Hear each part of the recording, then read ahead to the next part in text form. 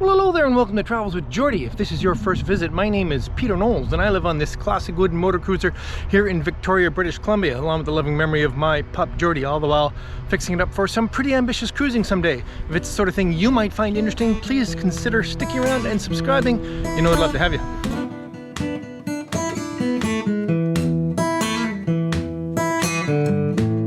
Well, is it possible we're finally getting spring here in mid-April in Victoria? Well, we do have some decent weather, so I'm back up the Gorge Waterway up above the city of Victoria and getting some work done on the cockpit lazarette stuff today. Really looking forward to that because I'm so glad to have that out of the way because it was looking just horrible. So you can see I'm actually anchored in a reasonably strong ebb here. This is actually not the max ebb, but it's quite a deep tide today, so it's running quite quickly today. And you can see that Geordie sails on the tide a little bit. There's very little wind, so as a result she'll catch the ebb, the current on one side, and you sail off on a tack until the anchor pulls hard enough to bring her about, and then she'll sail back the other way. A pretty common problem, at least, well, with some boats. The solution for that, at least for me, is to put the snubber on the chain well off of one side, and then she always stays on one tack at least and doesn't tack back and forth. If you can see just up there, that's Tillicum Bridge. You might be able to see the white water that's churning underneath the bridge there. It's a good flow. Now we've just gone about and we'll head over on the other tack. I'm sure this is absolutely riveting. All right, let's get to work. All right, first off, we'll finish up the scraping.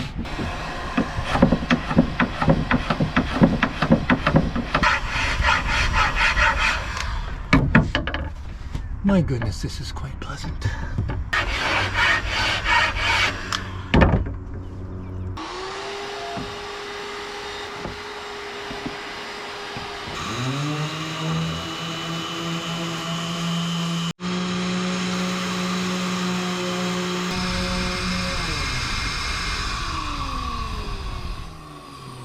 Okay, part of the problem with refinishing this is sanding out these grooves between the boards. Now, this 3-inch planking is sort of the theme of the cockpit, and you can see it here on the bulkhead as well.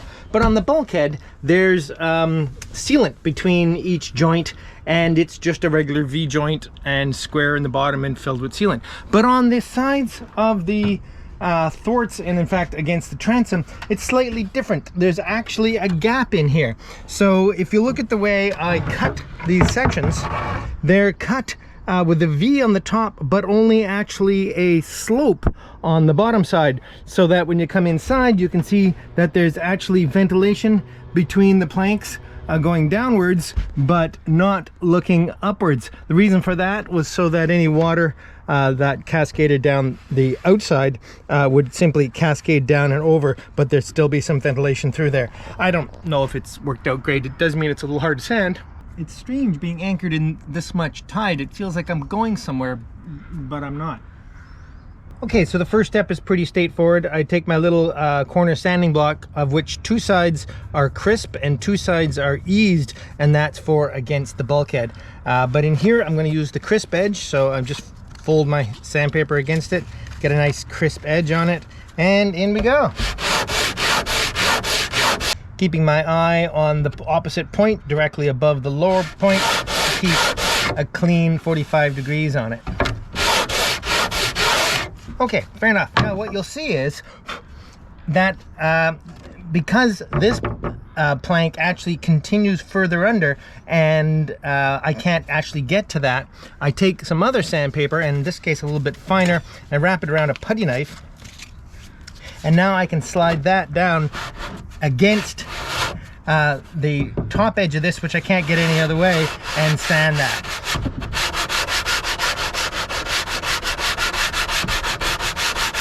Fiddly, yes. I will never let these get ahead of me again. Let's get back to work.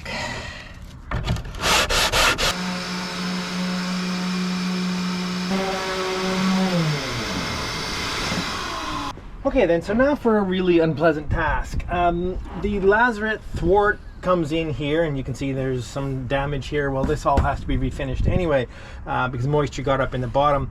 So if I'm going to put this in properly, in other words, the final installation, those little pieces that you saw me clean up actually sit against here, and they need to be able to be sealed against it properly to keep moisture out and from doing this again. So before I can reinstall any of that, this has got to be refinished up until about here, at least far enough that I can build the whole structure again and then continue to refinish the bulkhead. Anyway, working at arm's length, trying to cover up, catch the chips. Oh, blah.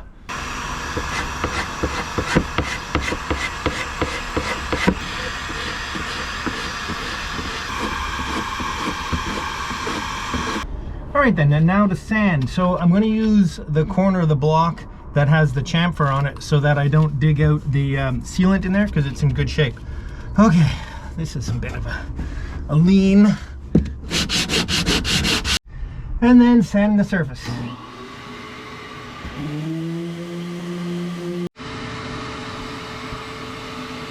Well, you know, that went a lot better than I thought it might have. I thought the water stains down here would be hard to remove, but they came right out.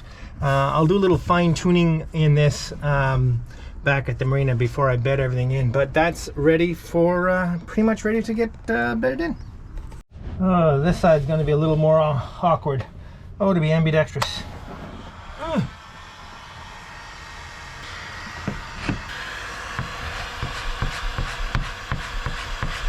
Okay, well, I can certainly say I'll be glad when I'm done on this particular corner. Hard in the back. Okay, sanding.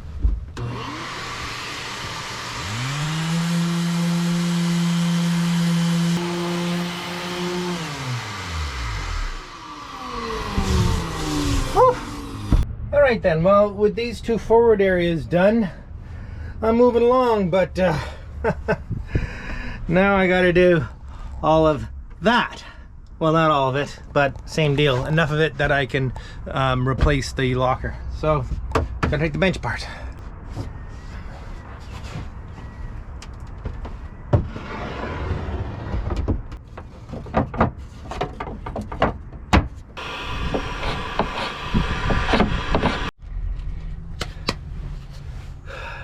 And now, the sanding.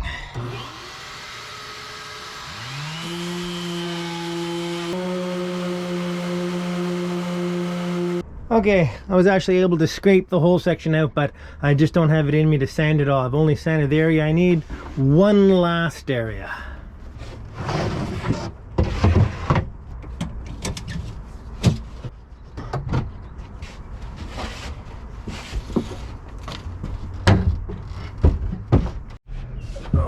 Okay, once more into the breach.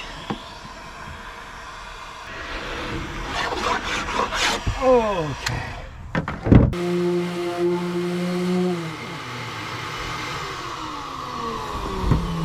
Whew. Awesome. I don't mind telling you I'm beat. Okay, let's clean up, go home.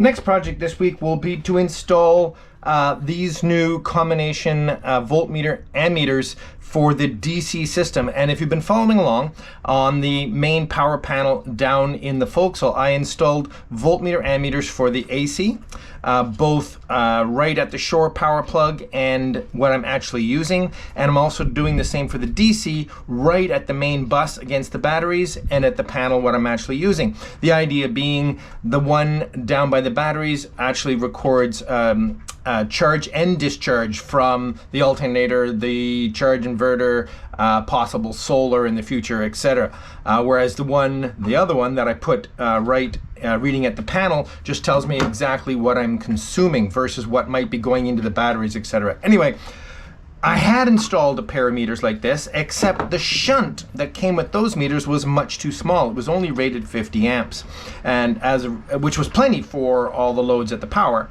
Well, almost anyway, but it's certainly not enough to deal with what could come off the charge inverter or the alternator. So I sourced another set of meters, these, and I put them on the Amazon wish list, and a kind fellow purchased them for me. So I'm going to install these today, and we'll see if they do exactly what it is I was hoping they would. And the first step will be to remove the old meters, and that won't be much fun, and I'll show you in a minute why.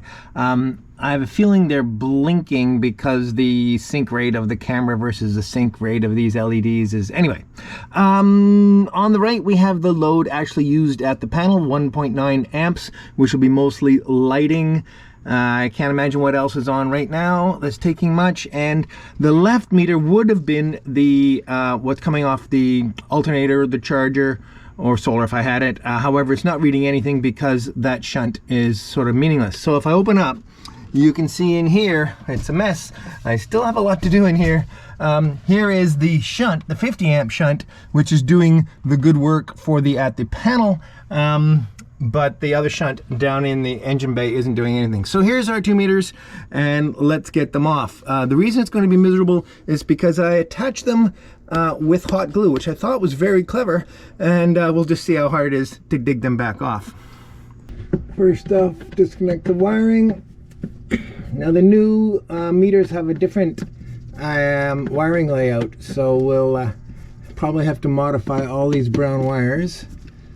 The reason I took the cover off the back of this meter on the right is that it had been suggested to me that there might be a tiny little trimmer pot, a potentiometer, a knob, variable resistor, anyway, that I could adjust the range so that it might be possible that I could use it with a higher current shunt. And I was able to actually tweak it ever so slightly, but it had only a few volts range, so that didn't help very much. So if we just pull these wires back off of here, pull it out of the way. Now, it's been said, there were a few comments at one point that actually you can soften hot glue with alcohol. And I haven't tried that. I don't know if that is actually the case or not, but it might be worth a try. Let's see if I can... There we go. And it's out. I'll trim up the rest of this in a sec. All right. There we go. That worked out quite well. Okay, let's pop the new meters in. The new meters actually come with removable little junction blocks, which makes it fairly easy to wire up. So that's pretty handy. So let's see if I can just pop these through as the other ones. Very nice. There's even enough remaining goop to give them a bit of a friction fit. Oh, I like it. I like it. That one might need a little more of something. Okay, so I've connected the first meter, and that's the one that reads the current at the panel, and it no longer actually reads in tenths of amps. So right now I'm drawing less than an amp, so it doesn't really show anything. The voltage, of course, is correct, and it shows decimal volts. So if I put a load on, like the water pump, we'll see that it reads 11, 12 amps or so. So it's actually reading quite accurately. It just doesn't read tenths of amps, and that's just fine with me. Let's get the other one connected up. All right then, so I've finished wiring up the second one, and this side, woohoo, there we go. So voltage is slightly higher. That indicates for a slight voltage drop between the batteries and the panel. And the current is slightly higher, and that's probably the idle current for the inverter, the 2 amps that it takes or so. I kind of thought it would be less, but anyway, I hope you can see these numbers. I'm not sure you're getting without glare. Okay, let's actually put some juice through this and see if we can have it accurately indicate charge and draw current. So if we do that same test with the water pump, and I fire on the water pump, an interesting thing happens. We get our 11, 12 amps over here. We got a little jitter here for a few seconds, but then it went to 0. And that's because the charger inverter is giving us that power off the shore power. So let's turn off the charge inverter and see what happens. Okay, we'll just turn off the charge component. Actually, let's turn off the invert as well for now as well. Okay, so we come back up here, and we're a little less juice here because the inverter is no longer idling, although we're still sucking an amp for some reason at the batteries. But let's see how that goes. So now for the load of the pump. Now I find that interesting. We have 12 amps at the panel, but only 9 at the batteries. Oh, that's because the charger turned itself back on automatically. Here's how we make sure the charger can't charge the battery. Turn off the main shore power.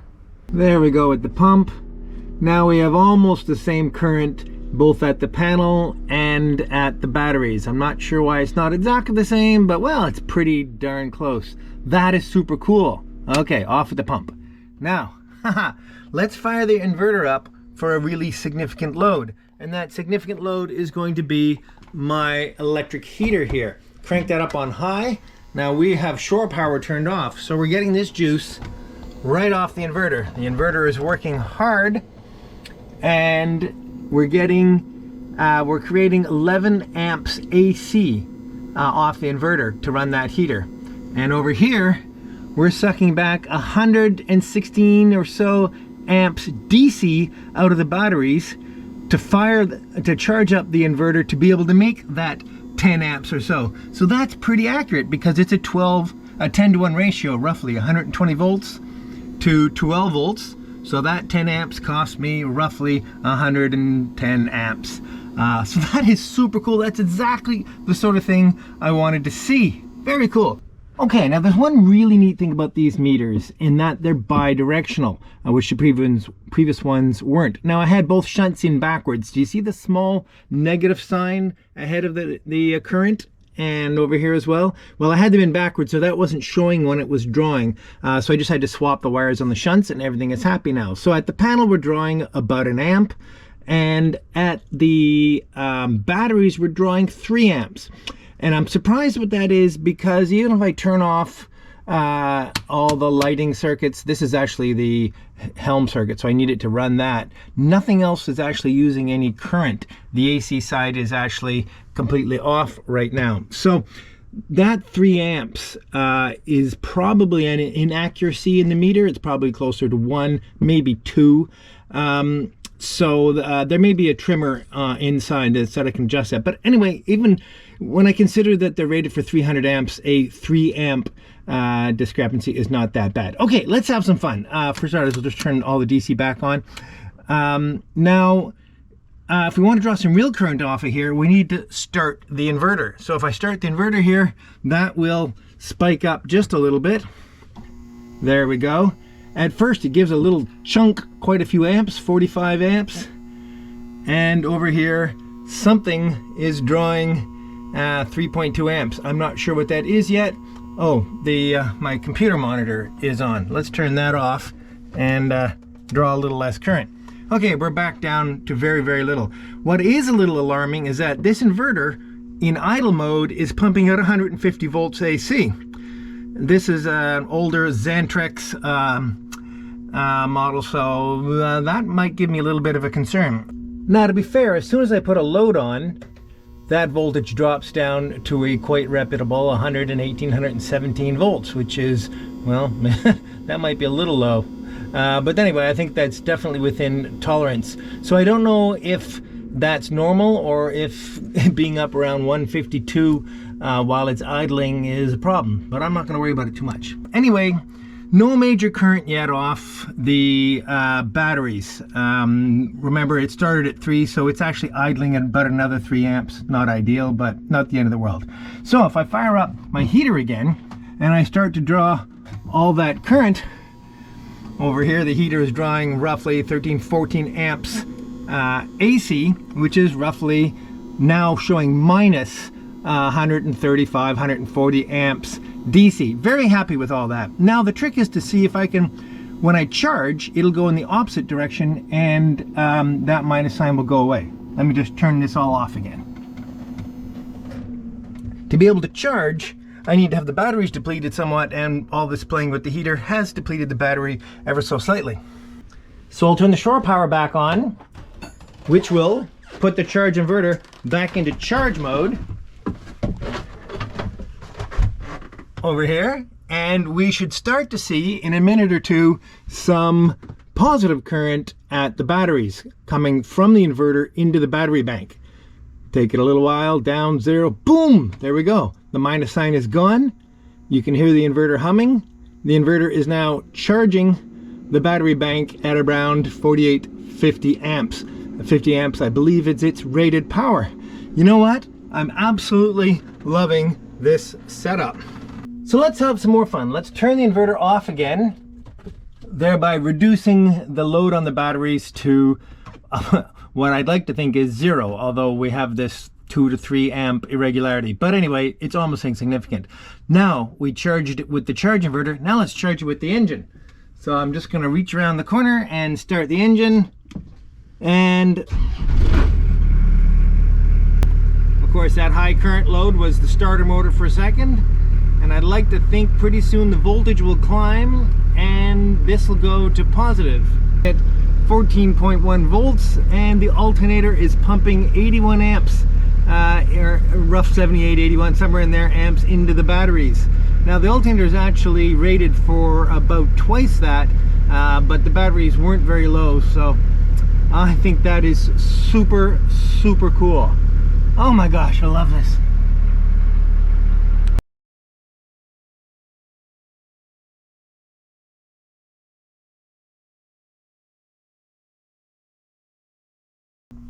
All right, then to recap, so on the AC side, we have the shore power meter, voltage and current basically right at the shore power where the power comes into the boat, and then what's actually being used at the panel. The difference, of course, is whatever the inverter is doing. And on the DC side, we have the DC voltage and amps right at the battery bank. So whatever's going in or out of the battery bank, and what's going basically the loads in the panel. The difference again is of course what's happening with the inverter and possibly solar charging and or engine charging. Okay, now the last thing I have to say about this meter particularly, which is the one that's monitoring the battery loads, you saw that it can show a negative load as it is, well, it isn't now because it's charging. It can show a negative load if I'm drawing power off the batteries, and it can show a positive load as it's showing right now, 17 amps, because the charger inverter is charging the batteries back up.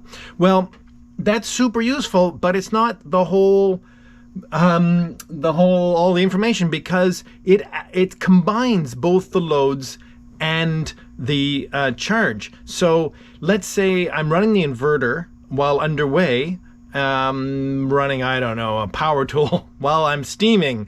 But the engine is also charging the batteries because I'm underway. So the thing that's happening now is that the inverter is sucking power out of the batteries, but the alternator is pouring power back into the batteries. And this is only going to show the sum of those two loads. Now, you might say that's not so useful, but it actually is. For instance, as long as I know that the charge current is overcoming or at least getting pretty close. In other words, if this is positive or at least fairly close to neutral, I know I'm not depleting the batteries in that situation, because I know what I'm doing. In other words, I know if I'm drawing current down because I'm using a power tool, and I know I'm charging because I'm running the engine. I can, in my mind, calculate the difference between how much of that is a load and how much of that is a charge draw. Anyway, maybe that was a bit much, but I thought it needed saying. Well, hello there and welcome to the Travels with Geordie beer of the week. It's a lovely sunny day, which is so rare. I don't think it's going to rain. So the opportunity to have it up on the bridge deck was just lovely. You can see over my shoulder the Go-Ho is just departing for Port Angeles, and it's so nice to see her back. Okay, jump right in. This week's beer of the week is Mount St. Helens from the Lewitt Brewery in Washington, in Vancouver, Washington.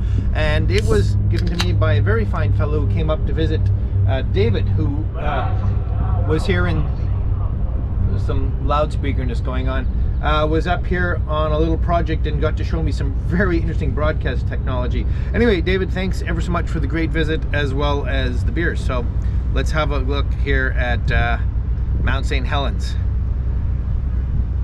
I was gonna say, if I poured it really badly, I was gonna say it erupted. Terrible, eh? Cheers.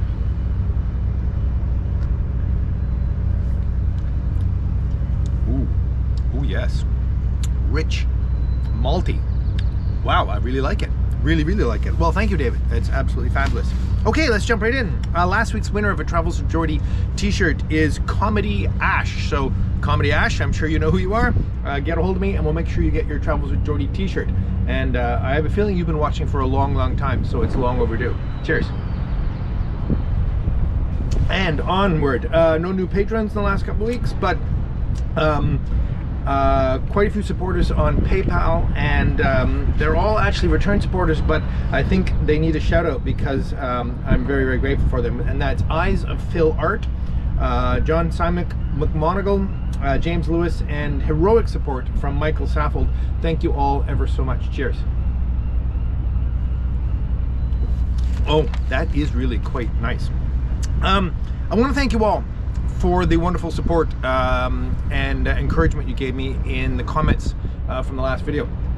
I guess I don't generally go on about how I'm feeling and what I'm doing too much on the show, but I guess you could probably tell that I was a little down. And I won't say it was about developing the show. I actually love developing the show. I think just the world at large, things like that, coming out of COVID, but are we really? Obviously the Ukraine, there's lots going on, and also, to be fair, you know, there was a significant loss in revenue from the show in the last little while, and I guess I wasn't feeling at my best, and if I'm not feeling at my best, I don't do really good work, and when I don't do really good work, I start to feel uncomfortable about producing it. So anyway, I'm through that. I'm feeling good. I'm feeling strong. Lovely projects coming up. The weather improving also had a huge impact on my mood. So anyway, there's a little deep inside from Peter to you all. But I'm so grateful and so buoyed by your support, and it really feels wonderful. Thank you all so very much. Cheers. Which means I have to reuse, maybe for the third or fourth time, the word of the week being grateful. I am so grateful to you all, and grateful for this life, and grateful for the opportunity to be able to connect my life to you. So cheers to you all. Word of the week this week is grateful. See you next week.